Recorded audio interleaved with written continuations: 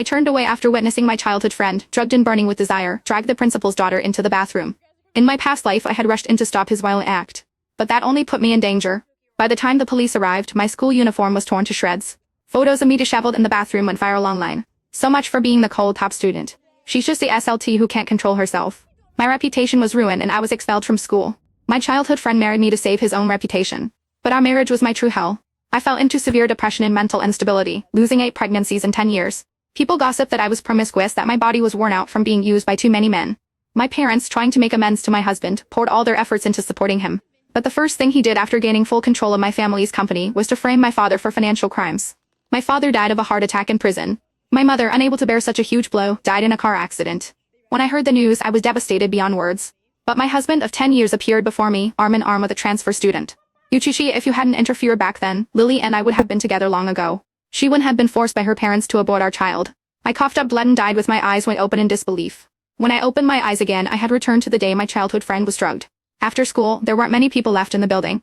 I took deep breaths of fresh air, trying to calm my emotions after being suddenly pulled back from hatred and fear of my death. Lily was handing Zach a bottle of water.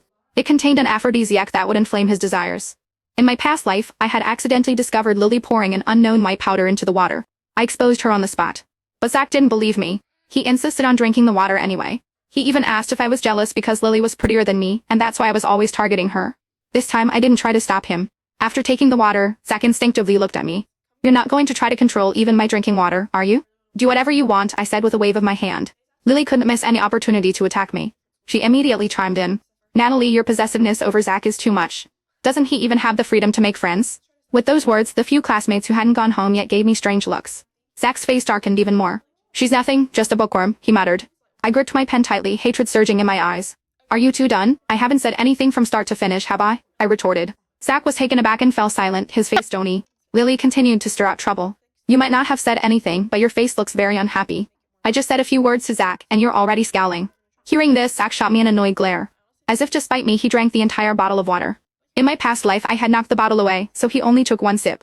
But even that one sip was enough to make him lose control. I couldn't imagine what would happen now that he had drunk the entire bottle. I found myself looking forward to it in a twisted way. Seeing him finish the water, Lily could barely contain her excitement. She grabbed Zach's hand. Zach, walk me home? Of course, Zach wouldn't refuse. The two of them left the classroom hand in hand. 10 minutes later, Penny, our class monitor, burst into the classroom, her face flushed red. By then, I was the only one left in the room. Penny stammered, clearly struggling to say something difficult.